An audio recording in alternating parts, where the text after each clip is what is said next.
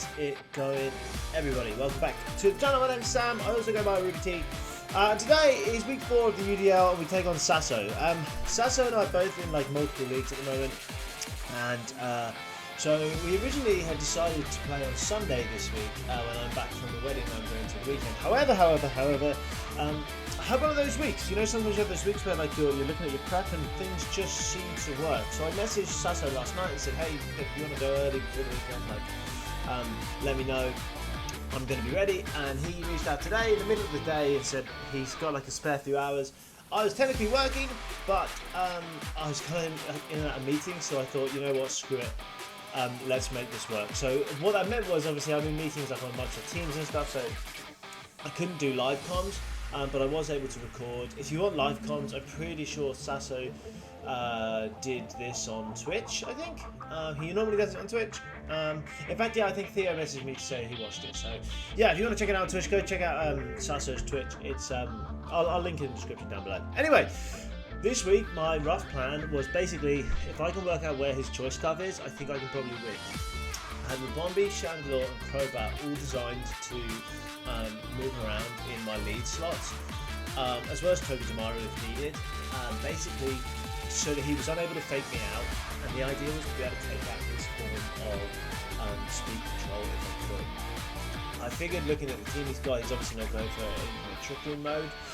I'd hoped that my reliance on Drudigan over the first couple of weeks would mean that he sets up to kind of like try and counter that, and that seemed to have worked at this stage, right? That was like pretty nice. So the Chandelure is choice scarf, the Crobat is choice banded. The idea was basically that if the Blacephalon wasn't lead and the Blacephalon wasn't choice scarf, that I would be able to kind of hopefully just like blow through his team and then use my natural immunities with Chandelure and Togedemaru to kind of like mop up where, when I worked out where the scarf was, hopefully I could kind of work out how to switch them in and out. So the lead matchup was exactly what I had hoped for. Now I needed to scout for Protect on the Noivern. I knew unless it was scarfed that I would outspeed it with both Pokemon, and I could get rid of any sash and KO it.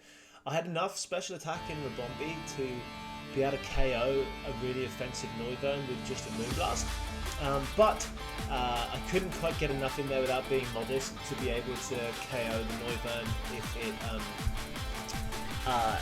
if it had like a lot of investment. And I also thought at this stage I didn't really know where the sash was, so I figured it was best to do this. Saso goes for the fake out, forgetting that Rabombi has Shield Dust, which I also forgot until very recently. The Noivern just clings on here, so thankfully I did go for the cross poison, and we managed to take it out without any tailwind going on. So that's a really, really good start.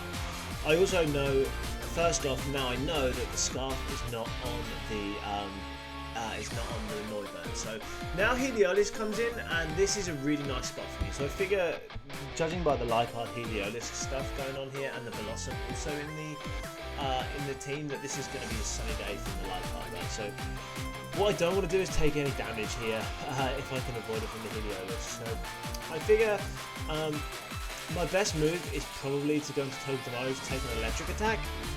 So I figure that's what's coming out, because like the Rabombi doesn't really threaten his Heliolisk too much. If he does take it out, then I have fake out the next turn anyway, so I'm kind of I can work out what's going on. Heliolisk goes for a Thunderbolt, and I learn at this stage that this is where the scarf is. So I'm now in a really, really nice spot. There's no Weather Ball coming out from this Heliolisk because it's already Thunderbolted. And I figure that kind of probably already seals up this game 1. Blacephalon comes out, which means I need to work out what item is on it. It's either going to be Life Orb or it's going to be Sash. However, I am a little bit fearful here of a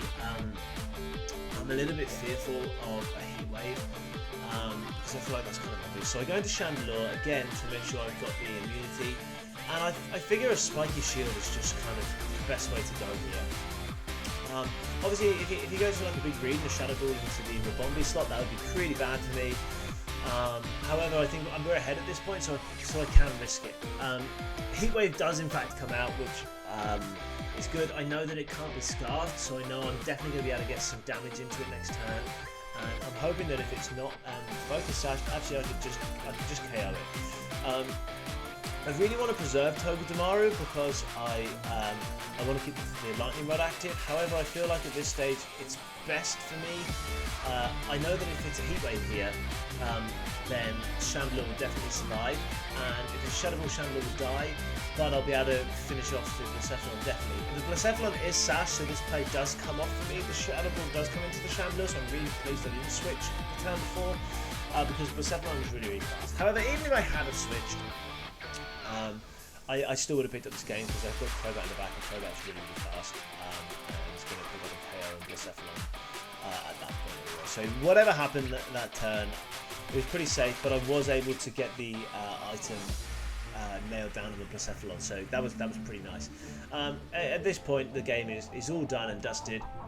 Heliolisk is only able to go for Thunderbolt, so I'm able to keep taking those like immune lightning rod hits, and Rabombi nearly picks up another kill, but you know what, Rabombi picked up a kill already, so I'm pretty pleased, and Togedemaru picks up a couple as well. So game one we take, and so I figure Saso's got to make an adjustment now, right? Like, and the nice thing is at this stage, like, I feel like my prep has worked almost exactly how I wanted it to work, how I thought it would work. I spent a bit of time discussing it with Theo, and we agreed that we thought this was probably a good route to take. And in practice, it turns out that it was working well. So the way I look at things here, I'm probably not going to get away with quite the same lead again. However, I feel that having Rabombi it's really, really nice because it offers me the screens option if I need to. It also outspeeds everything apart from the Heliolisk. So I figure if I lead Togedemaru with the Rabombi this time, I feel like Lipard's probably not coming. At least not in the lead matchup, because he knows that he just can't fake me out, right? And if he goes for a Heliolisk and Lipard lead, then it's like a bit of a potluck, right? So I've got 2 immunities, 3 immunities really if you count Chandelure being a ghost type, and the moveset on the Heliolisk is almost certainly going to be like a Thunderbolt, and then Weather Ball or Hyper Voice, and then I figure some Dragon coverage for Drudigan.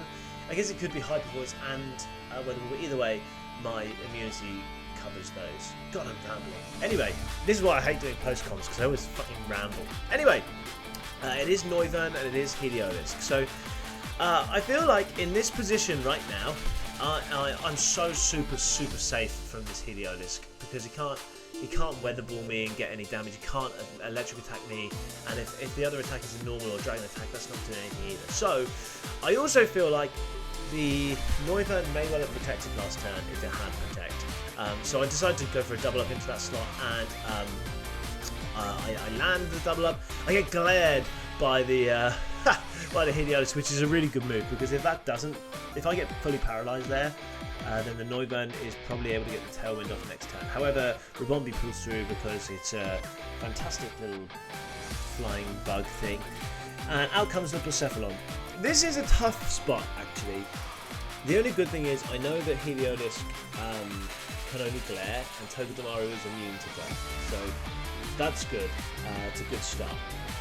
Now, I have Sash on Rabombi, and I know that the Sash on Saso's side is on the Blacephalon, so my plan is to essentially try and preserve the Togedemaru and go for a Moonblast. However, I'm aware that I might just go down to Heatwave here, and if I do, I think that's going to be okay.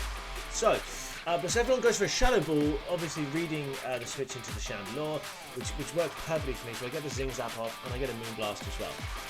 I figure with the Scarf on the Chandelure, if Togedemaru does go down there, I'm still pretty safe. However, that one works out pretty much exactly how I could have hoped for. And this turn, I know that Rabombi has to go down here. As it is, Protect comes out from Blacephalon, so I kind of get that one a bit wrong. The obvious, the kind of better move would have been to attack into the Lipard slot. However, I just want to make sure this Blacephalon is dead, because I feel like once Blacephalon is down and there's no chance of getting swept by Beast Boost, I think I can probably seal this one up with either Crobat or Chandelure, as long as I can keep Togedemaru alive. So I decided this time that keeping Toby Tomorrow alive is the most important thing. I could potentially get a Shadow Ball here into the slot if he reads it, but I feel at this stage like a Heat Wave it's crying out for Heat Wave right now, right? So it's just crying out for double KO. Chandelure does come in, and it is the Heat Wave, so I'm able to get that Flash Fire boost, which isn't particularly relevant. However, I get the Flash Fire boost, and Lipod goes for a Snarl, which does quite a bit of damage to Chandelure. I've got a little bit of gold for Chandelure this week, but not loads. However, the good news is now Crobat can come in. Crobat is faster than everything he's got apart from the Heliolisk, and it's choice banded, so it actually does some decent damage. I considered briefly Shadow Balling the Blacephalon slot, but obviously the Heliolisk switching is kind of obvious here. Equally, I don't want to risk a not very accurate move, so I just go for an Energy Ball into the Blacephalon slot because I feel like it's going to pick it up. I'm expecting another Snarl here, or possibly a Foul Play from the Lipod.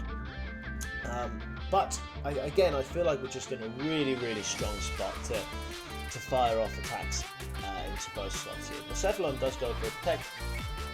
Chandelure going to ball there, therefore doesn't do anything. And Crobat's Cross Poison comes out and nearly picks up the Lipod with a critical hit.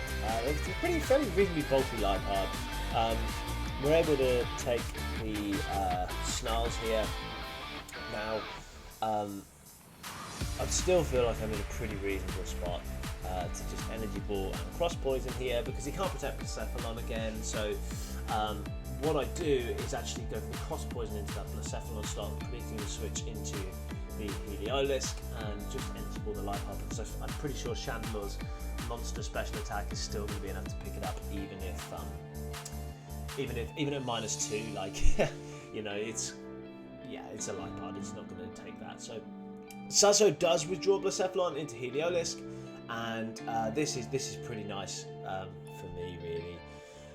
Because I'm able to just make sure I get the damage I need onto his mons here. So Lipod goes down to an Energy Ball, and then I've got a Choice Band Cross Poison coming out into the Heliolisk here, which nearly picks it up anyway. If not, Solar Power is going to pick it up next turn as it is. Blacephalon comes back out, and so at this stage, I know that I'm going to get one attack off this turn, possibly two. The odds are this is going to be a fire move for Heliolisk. I'm feeling like it's going to be a Weather Ball. That's my prediction. However, I decide to just double it up because Blacephalon just isn't in a good spot here, and the risk, the play, it turns out would have been to go into Togedemaru, but I felt like this was just the safest option, right? Like I definitely pick up Heliolisk here, and the only thing Blacephalon could have done is go for a Shadow Ball into Togedemaru, into Chandelure. But I don't know. It turns out I got this one. That could have gone really wrong for me. But I felt like it was just so.